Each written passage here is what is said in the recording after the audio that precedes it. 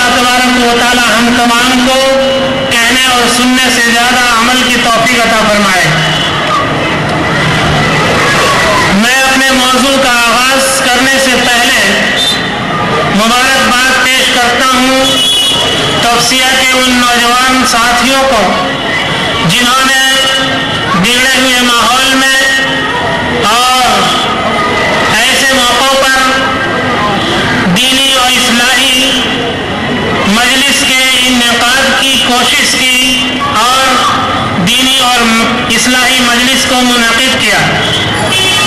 اللہ تبارک و تعالی اس مجلس کے ذریعہ بگڑی ہوئی انسانیت کو بھلائی کی طرف قوم کو کی اللہ رب العالمین اصلاح فرمائے۔ آج کے اس پروگرام میں مجھے جو موضوع دیا گیا ہے وہ ہے توحید۔ توحید کے تعلق سے جو کچھ بھی بیان کیا جائے، جس قدر بھی بیان کیا جائے اور جتنی بھی بیان کی جائے وہ کم ہے، لیکن مختصر طور پر آپ کے سامنے ایک شعر، توحید تو یہ ہے کہ خدا حشر میں کہہ دے یہ بندہ دو عالم سے خفا میرے لیے تھا، بس بات ختم ہو جاتی ہے اور پھر تقریر کی ضرورت نہیں رہ جاتی۔ سمجھنے والے اگر سمجھیں اتنی سی بات کو تو یہی بات ختم ہو جاتی ہے۔ توحید تو یہ ہے کہ خدا حشر میں کہہ دے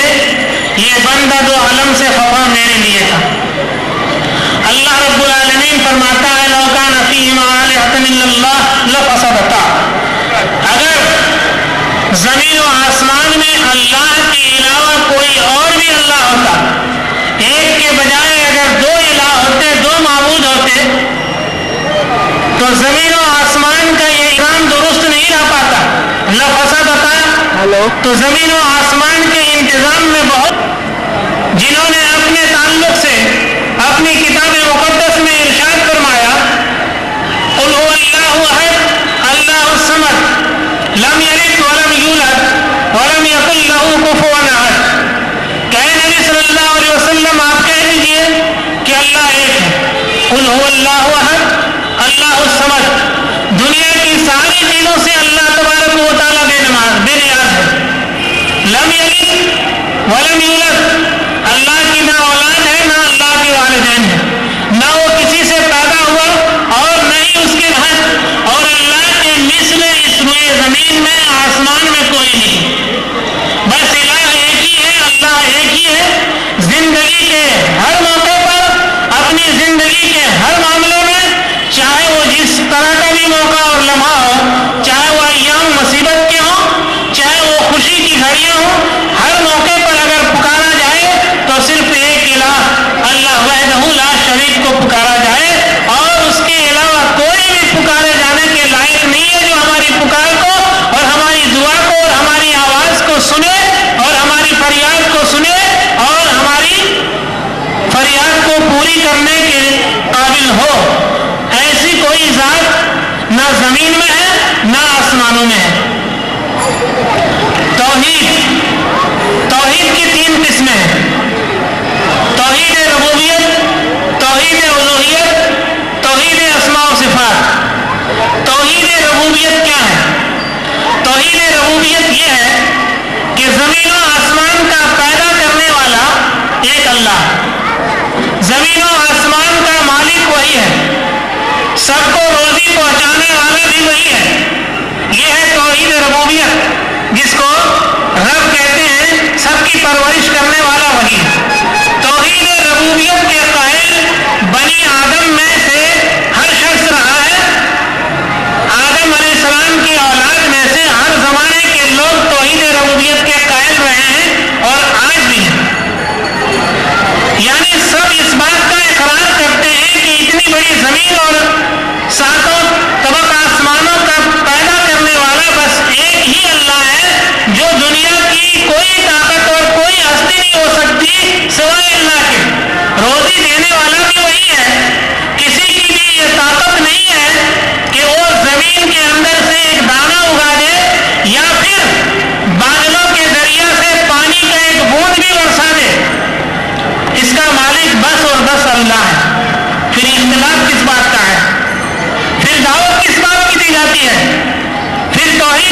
موضوع پر جلسے کیوں قائم کیے جاتے ہیں؟ توحید کے موضوع پہ جو جلسے یا تقریریں ہوتی ہیں وہ صرف اس لیے کہ دوسری قسم توحید کی ہے وہ توحید الوہیت ہے، اور تیسری قسم جو توحید کی ہے وہ توحید اسماء و صفات توحید ہے، یعنی الہ ایک ہے، معبود ایک ہے، اللہ کے علاوہ کوئی معبود نہیں جس کے سامنے اپنے جبین نیاز کو خم کیا جائے، اپنی پیشانی کو جھکایا جائے، یا جس کے سامنے سجدہ ریز ہو یا فریادیں ان کے سامنے لے کر جایا جائے۔ اللہ کے علاوہ کوئی ایسا معبود نہیں ہے، اسے کہتے ہیں توحید الوہیت۔ زمانہ جاہلیت میں بھی اہل عرب توحید ربوبیت کا اقرار تو کرتے تھے، لیکن توحید الوہیت سے انہیں انکار تھا، یعنی اللہ رب العالمین کو وہ معبود نہیں مانتے تھے، ان کا سر غیروں کے سامنے جھکا کرتا تھا اور بے شمار بتوں کی پرستش میں وہ مبتلا تھے، جس کی وجہ تھی کہ اللہ تبارک و تعالیٰ نے اپنے آخری پیغمبر جناب محمد رسول اللہ صلی اللہ علیہ وسلم کو دنیا انسانیت کی ہدایت و رہنمائی اور فلاح و بہبود کے لیے نبی بنا کر مبعوث فرمایا۔ آپ صلی اللہ علیہ وسلم کی بعثت سے پہلے، یعنی جب تک آپ کو نبوت کی عزت سے اللہ نے سرفراز نہیں فرمایا تھا، سرزمین عرب میں کوئی بھی ایسا شخص نہیں تھا جو اللہ کے رسول صلی اللہ علیہ وسلم کو محمد بن عبداللہ کے نام سے جانتے ہوئے اور ان کو جھوٹا کہے یا پھر خائن کہے۔ اہل عرب میں سے ہر شخص، چاہے وہ دوست ہو چاہے وہ دشمن ہو، ہر شخص کا اس بات کا دعویٰ اور اقرار تھا کہ محمد بن عبداللہ امین ہے اور صادق ہے۔ آپ امانت میں خیانت کر نہیں سکتے اور آپ کبھی جھوٹ نہیں بول سکتے۔ اہل عرب کا ہر فرد اللہ کے نبی جناب محمد رسول اللہ صلی اللہ علیہ وسلم کو نبوت کی عزت سے سرفراز ہونے سے پہلے امین اور صادق کہہ کر پکارا کرتے تھے۔ الغرض آپ کا چچا ابو طالب، جنہوں نے آپ کی پوری زندگی آپ کی پشت پناہی کی اور آپ کی طرف سے ہر طرح سے دفاع کیا، اور ابو لہب جنہوں نے آپ کے لیے بد دعا کی تھی، آپ کی پیدائش کی خبر سننے کے بعد انہوں نے اپنی لونڈی کو آزاد کیا۔ اگر اللہ کے نبی صلی اللہ علیہ وسلم کی پیدائش کی خوشی عرب والوں کے دلوں میں نہیں ہوتی تو پھر ایسا نہیں کرتے، لیکن یہ کس صورت میں تھی؟ محبت صرف اس صورت میں تھی کہ آپ محمد بن عبداللہ ہیں، عبد المطلب کے پوتے اور عبداللہ کے بیٹے ہیں، اور جب اللہ رب العالمین نے آپ کو نبوت کی عزت سے سرفراز فرما دیا تو دنیا والے آپ کے دشمن ہو گئے۔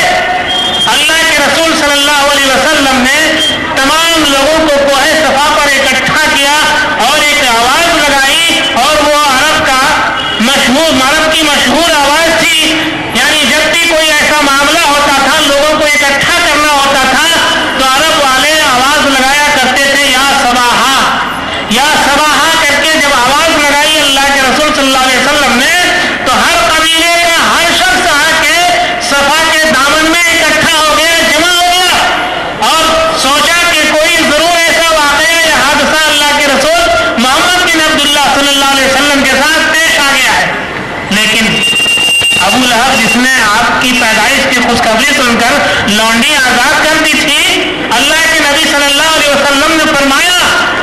کہ اگر میں تم سے کہوں کہ ایک دشمن کون ہے کہ جو تمہیں مٹانے کے لیے اور چھپی ہوئی ہے تاک میں، اور میں اس کی خبر دینے کے لیے تمہارے درمیان آیا ہوں، تو پھر کیا تم اس بات پر یقین نہیں کرو گے؟ تو سب نے کیا کہا تھا؟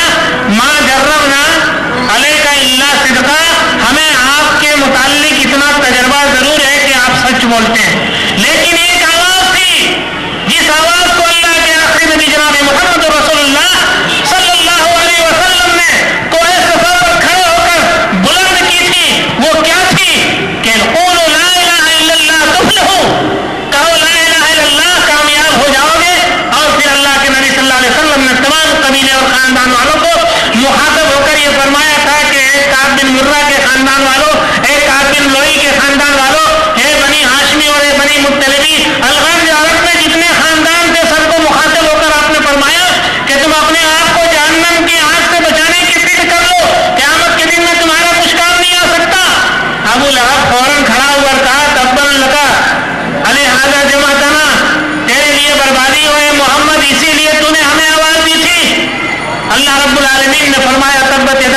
मजहबी मतब क्या अल्लाह के नबी के हाथ खागानूद नहीं और अल्लाह के नबी के लिए कोई हलाकत नहीं। हलाक हो अबू लहब जिसने नबी के लिए बद्दुआ की और नबी की आवाज पर लब्बैक नहीं कही। उस जमाने के मुसलमानों और इस जमाने के मुसलमानों में आप जरा उस जमाने के लोगों में और इस जमाने के लोगों में थोड़ा सा फर्क करें। मोहम्मद बिन अब्दुल्लाह के नाम से आपको सब मानते थे,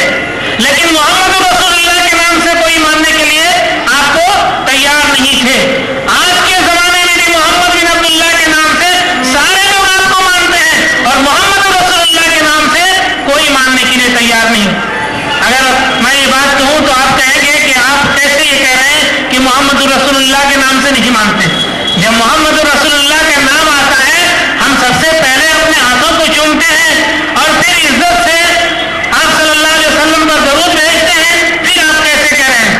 मोहम्मद रसूलुल्लाह का अगर हम मानने वाले होते तो मोहम्मद रसूलुल्लाह का माने होता है मोहम्मद सल्लल्लाहु अलैहि वसल्लम अल्लाह के पैगंबर हैं। अल्लाह ने अपना पैगाम देकर मोहम्मद सल्लल्लाहु अलैहि वसल्लम को भेजा और पैगाम क्या था? क़ूलू ला इलाहा इल्लल्लाह तुफ़्लिहू, कि कहो तमाम दुनिया वालों से कि ला इलाहा इल्लल्लाह का वो इकरार करें कि नहीं कोई माबूद बरहक सिवाय अल्लाह के, अल्लाह के अलावा कोई माबूद बरहक नहीं, तो वो कामयाब हो जाएंगे। और इसी से लोगों का इनकार। आज बेशुमार माबूदान बातिला की परस्तिश हमारे जमाने में भी होती है, जिसका शुमार और जिसकी गिनती करने के लिए आपके दरमियान हम नहीं बैठे, बल्कि हम निशानदेही सिर्फ आपके सामने कर सकते हैं कि एक इलाह को छोड़कर आज सैकड़ों माबूदान बातिला के सामने हमारा ये कीमती पेशानी झुकती है, हमारा ये सर झुकता है, हम रुको और सजदा करते हैं सैकड़ों माबूदान बातिला के सामने। और हमें इसकी फिक्र नहीं कि कलमा तौहीद और कलमा शहादत के अंदर क्या हमें हुक्म दिया गया है। ला इलाहा इल्लल्लाह मोहम्मद रसूलुल्लाह, नहीं है कोई माबूद बरहक सिवाय अल्लाह के और मोहम्मद सल्लल्लाहु अलैहि वसल्लम अल्लाह के भेजे हुए पैगंबर हैं, अल्लाह के भेजे हुए पैगंबर हैं, अल्लाह का पैगाम लोगों तक पहुंचाने वाले हैं। अगर इस कलमे के ऊपर ईमान ले आए तो तौहीद के मौजू पर फिर हमें तकरीर करने की जरूरत भी ना पड़े। दुनिया इंसानियत अगर इस कलमे के ऊपर मुकम्मल तौर पर ईमान ले आए। हजरत इब्राहीम अलैहिस्सलाम का वाकया आपने बारहा सुना होगा, खासकर कुर्बानी के मौकों से, कि हजरत इब्राहीम अलैहिस्सलाम ने यही तौहीद की दावत